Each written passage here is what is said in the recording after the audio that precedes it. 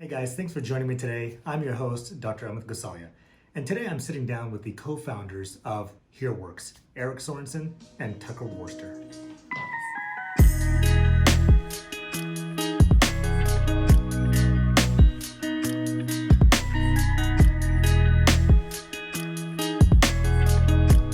Thanks for joining us today, guys. I'm here with the co-founders of HearWorks.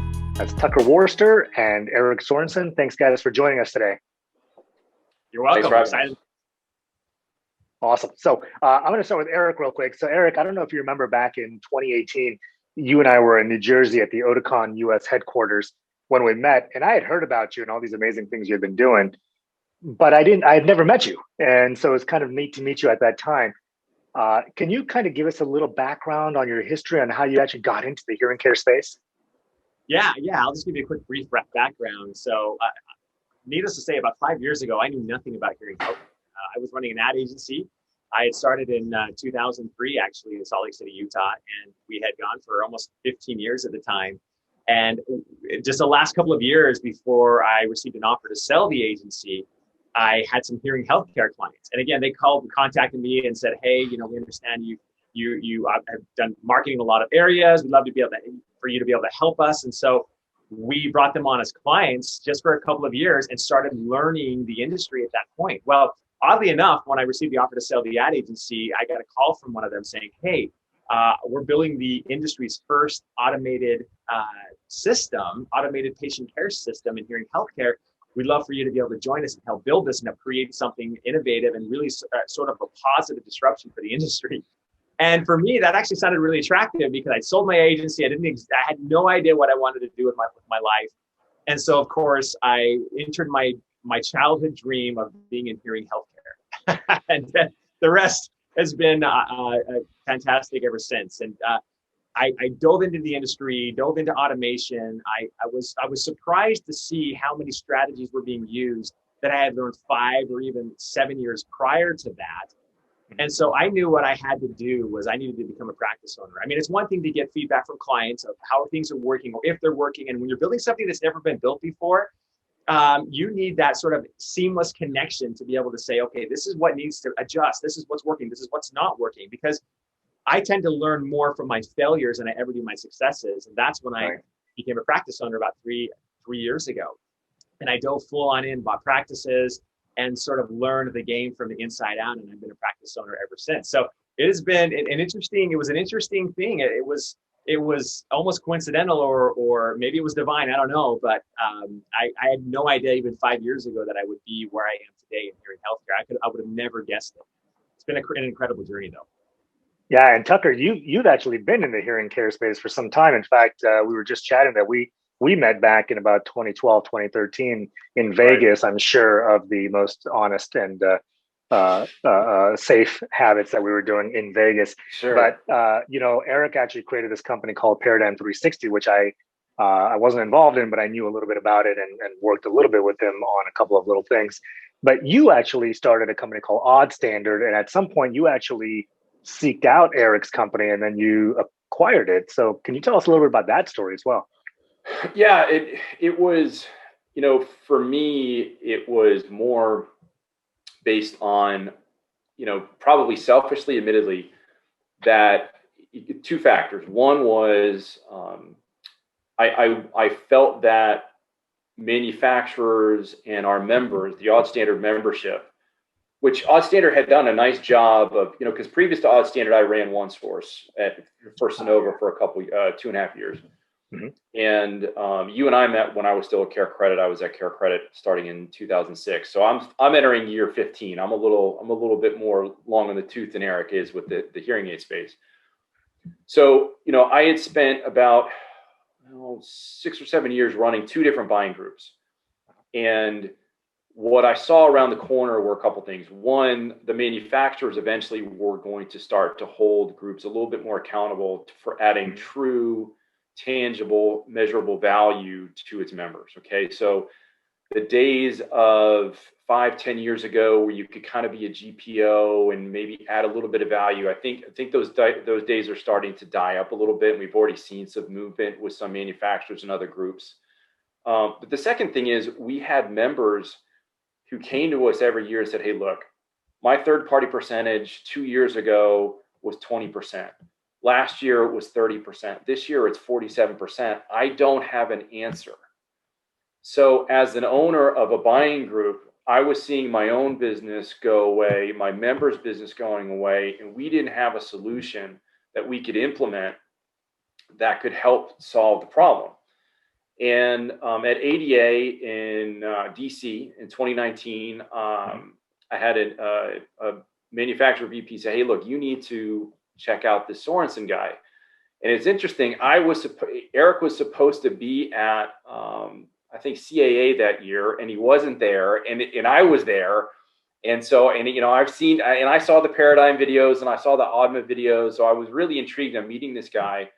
And so it just kind of happened to work out that once I learned about what Erik had done both at Oddma and Paradigm Growth 360, I thought it was perfect. It would be perfect. All the programs, the automation, the digital marketing, the print marketing, it would have been a huge boon to AudStandard. And consequently, Erik and his partner at the time were trying to be more of a buying group, using the marketing as a tool to get the units.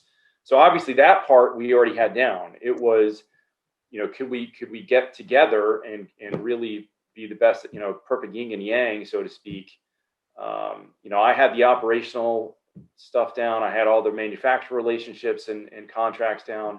Obviously all the value add and the marketing, the lead gen, that came from the Paradigm side. So it just made a lot of sense, and it really only took about 3 months from the time we met to formally have the acquisition done and merge. Yeah, and the stories are really amazing. And you guys created HearWorks, which behind your head here, Tucker, you can see the informational graphics there on HearWorks. Thank you. Little shout out there for HearWorks. But just in a short amount of time, you guys have really done some amazing things. Like some of my very closest friends in the profession, audiologists all around the country are members of HearWorks, and they keep sharing all these amazing stories to me about how you guys have actually transformed their practices. And you guys both know that I'm actually we're joining in our clinic here, and we're doing some stuff with you already that hopefully we get to see some really amazing results as well, which I'm very confident we will. But there's a lot of players out in the profession or in the industry that they send these emails out like, oh, don't you want like 20 more leads a month? Don't you want? Oh, we can promise you 30 more patients a month. But you guys are doing something that's actually working, and I don't trust those guys are doing something that works. What makes you guys different in that way? Well, I think a lot of practice owners, and sometimes I fall into this myself, we have sort of this short-term scarcity mindset, right? We sometimes look at marketing as an expenditure, not an investment, instead of but more of an infinite mindset. You'll never hear us say, we guarantee you 10 leads. We're not a used car salespeople. We are trying to help protect and improve the future of private practice. That's really our cause. Our cause really is to change our industry from just surviving to thriving. And most practice owners are marketers, right? And the problem with that is the fact that, and not that they need to be marketers, most practice owners are incredible providers, but they didn't really necessarily go to school to learn how to be great marketers. That's what that's where we come in. That's what I did. And without being able to bring private pay patients into the business, you can't really have a thriving business without that component. And unfortunately, there's so many voices out there controlling the conversation, from managed care to online sales outfits, and there are more threats and more threats coming. So we saw this as, and I've always seen this as the cause. The cause really is to help private practice thrive and grow in the future. And so because of that, we knew that we had to have a different strategy, because let's be honest, a new world requires a new strategy. No longer does the strategy of 5 or 10 years ago work, which most practices had implemented. So we came in, and frankly, I took a lot of the strategies that I had learned in the ad agency world. And now remember, we weren't a huge ad agency. We were competing for Fortune 1,000 and 500 companies, but we were sort of the David and Goliath scenario. We were the David going against the Goliath ad agencies. Right. And we were winning contracts because we were willing to do more and provide more value than anyone else was willing to provide. And that's why we're able to thrive. So we took those strategies and we call it journey marketing. And we call our automation system an automated patient care, because we realized that patients are going on a journey. All they care is going on a journey from where they are to where they want to go. And I don't believe that treatment starts when they show up at the practice. I believe it should start well before, because think about it. It takes on average 7 years from the time somebody has measurable hearing loss to the time they actually take action on it. Right. Throughout the 7-year journey, what if you were able to influence that patient throughout that journey? I mean, most businesses have it easy, right? The sales cycle might be 2 months or a week or even 2 years, but 7 years, I mean, that's insane. So how in the world can we get the business of today, but also lay a foundation and secure that business of tomorrow? And that's what we've been able to tap into. Because imagine if you can identify all those people in your market that have hearing loss that aren't ready to take action just yet, but then start to influence them and start to reach out to them automatically, so you don't have to actually take a lot of time out of your busy schedule to be able to do it. I mean, it's been an incredible journey, and it's yielded significant results. Yeah, we keep hearing about automation from so many people, but I've never seen something as amazing as what you guys are providing. And you mentioned something that I want to touch on. You talked about threats. So what do you guys think is the biggest threat to audiology or the hearing care space at this point? I mean, for me, this is going to sound pretty broad, but I think it's just a lack of overall control. You know, there are a lot of things as a private practice owner that, today is very different than it was 5 and 10 and certainly longer than that. So whether it's third parties, it could be your own supplier who supports a competitor down the street, could be big box. So there are a lot of factors that they kind of all intertwine, because third parties are generally owned by a manufacturer. Most buying groups and your suppliers are all, I mean, everybody's kind of owned by the same people, right? So one of the nice things about HearWorks is we are truly independent, brand agnostic. We're going to tell you what we think. There's nothing behind our messaging. But to me, it's getting a little bit more of the control back that maybe you had in the past, but you don't now, because even with third parties, for example, we've had clients in certain areas of the country where they were relying on X third-party provider to send leads, and then all of a sudden those leads dry up because either a better provider comes in, or if they're owned by a manufacturer, maybe a loan account now is getting those leads. So even simple things like that, where you're even dependent on a revenue source that is kind of shaky to begin with, and all of a sudden you have that yanked out, what do? Where are you getting the revenue from? So I think that is one of the things that if we can do anything is we're trying to provide a little bit more control to a practice owner and a little bit more reliable revenue stream. Yeah, there's even been posts even just today on social media talking about how these third-party payers or third-party administrators are actually still undercutting us as the providers by not even paying for the audiogram, right? So where we're medical providers trying to do a diagnostic evaluation, and they're focused so much on, hey, how do we keep our expenses down? Well, how about we just not pay for the hearing test, which is absolutely ridiculous, right? Yeah. So what do you think, Erik? Anything from you? Yeah, well, yeah, I mean, managed care for sure, online competition, a consolidation that's happening with insurance companies. Those, I think, are the big ones for me, just because, I'm on calls with clinics every day, sometimes 7 hours a day, literally, where I'm speaking to different practice owners. And it's tragic when a practice owner calls and says, I need help, and what can we help you with? And they say, well, 2 years ago, 10% of my database or 10% of my business was managed care. Now it's 60%. And I mean, think about the swing in profitability and bottom line and the ability to really make a difference in your own with private pay patients if you had a 50% swing in 2 years. I mean, that's tragic. And so they usually hire us and say, okay, the more private pay we can get, the less managed care we have to really work with. Now, in my practice, I don't do hardly any managed care at all. And we are almost, probably 95% private pay. So in our area, we've been fortunate that it hasn't been a massive issue, but in so many areas across the country, it really is tragic. Yeah, and your practices are in my old stomping grounds around the greater Phoenix area, where I grew up, and our practice was in Sun City West, and I mean it's cutthroat. It's cutthroat out there. Yes. So whatever you're doing and it's working, that's fantastic. Because I know it was very hard for us, and we didn't have quite the managed care situations that we have now, right? Back then, it was just, hey, people came off the street, you did your standard newspaper ads or direct mail or ed seminars or whatever it was at the time. There was no social media marketing. There was no Facebook ads or Instagram ads.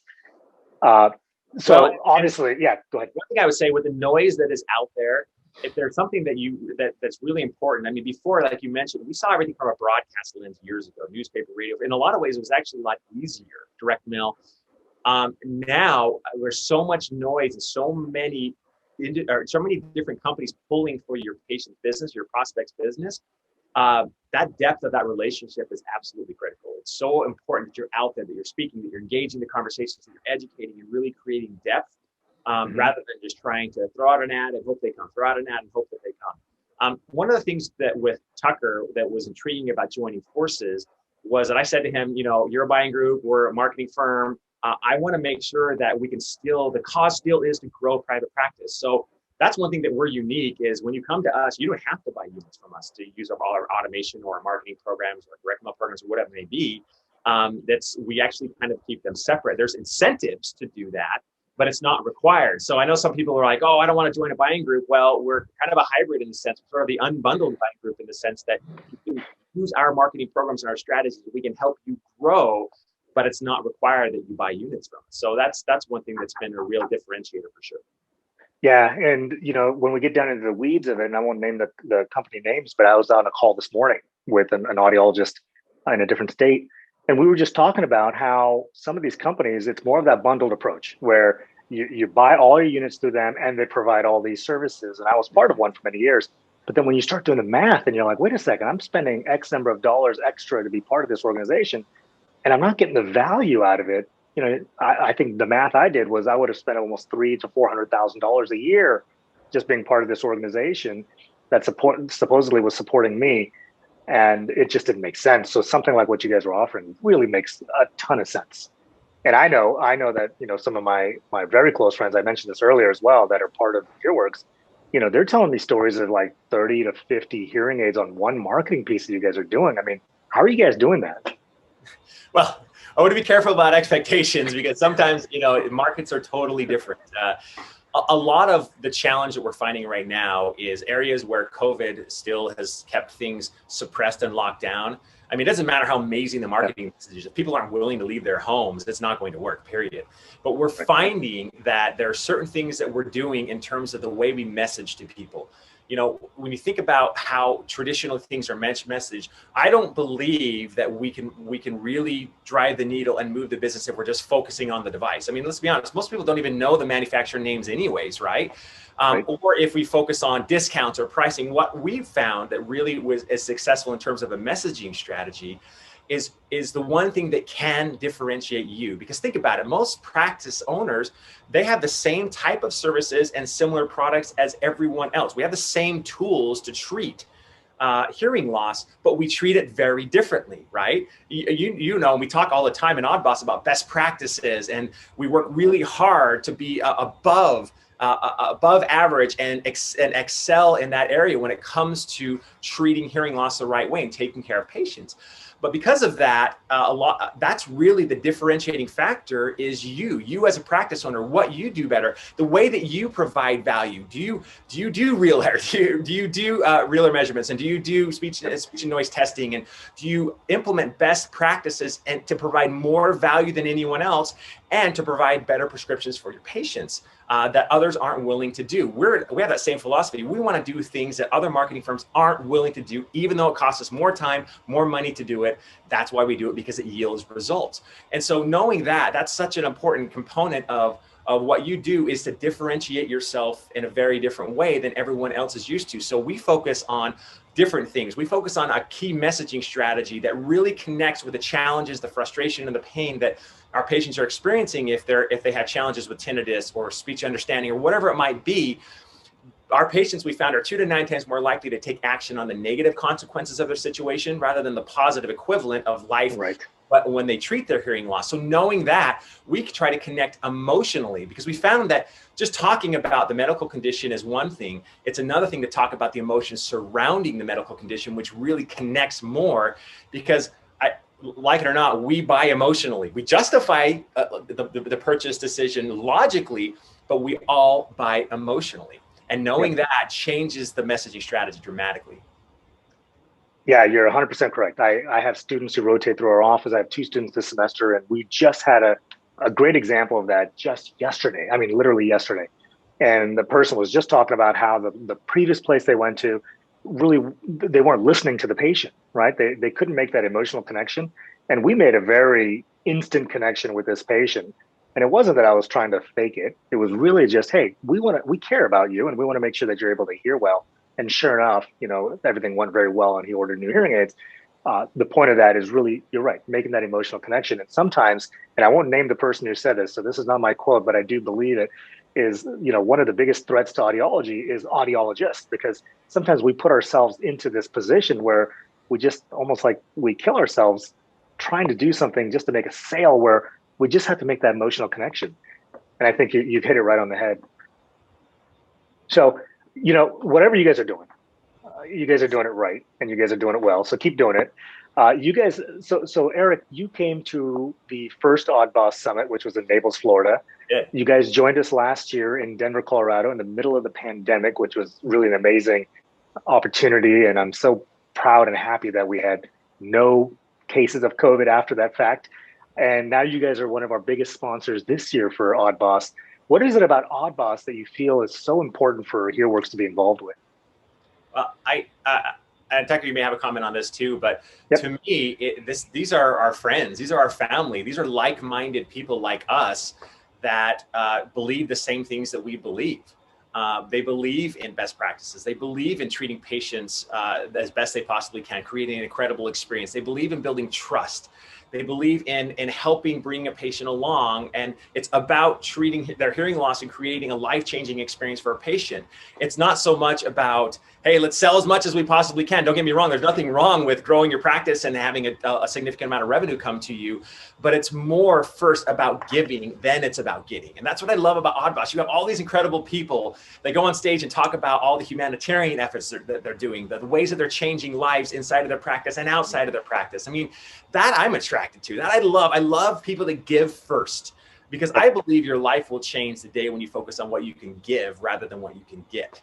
And that's sort of been when that changed for me about 10 years ago, when I realized it's not about chasing the almighty dollar, it's about making a difference. And I realized I had much more joy when I saw a practice be successful using our marketing programs than I did when I got the check. And that's when it all changed for me. And then I realized I started making decisions and putting focus on what was important, truly important, rather than what would make financial sense. Now, Tucker may punch me in the gut a few times saying, wait a minute, that decision doesn't make a lot of financial success. And I need to be obviously more logical when it comes to that. But I do believe that it's first about giving. And this AudBoss is an organization of like-minded people that truly care about each other, that truly care about giving, that truly care about changing lives. And that's what it's all about for me. Yeah, my dad, who was a cardiologist, retired. I'll get to you, Tucker, in a second. My dad once told me, if you take care of the patients, the business will come. Exactly. Don't chase after the dollar, right? And so, Tucker, go ahead. No, my answer is probably going to completely ruin Erik's. That's the yin and yang, that's right? That's the balance. So yeah, just to add on to what Erik said, I think what you and April have been able to do with the AudBoss family is we're taking forward-thinking audiologists, the practice owners. Most are pretty successful, and as someone who's been to in 15 years, I don't know, 150, 200 trade shows in my career, we're able to focus on those that are making decisions. They're right in our wheelhouse of, we're all just like we're practice owners too. So they seem to get it. Mm-hmm. And really, if this, Erik and I view the AudBoss type of members as, look, this is the future of audiology, period. Right. And if we're going to align ourselves with a group of people to make us successful and us in turn serve them to make them successful, this is really the crew that we're going to put all our chips on the table with. And so it's been something that actually we ironically have agreed on from day one, even before we merged, as we were both talking to you as it was still Paradigm and AudStandard at the time. Right. And, we're very comfortable with continuing to invest because we know that we're reaching the right people.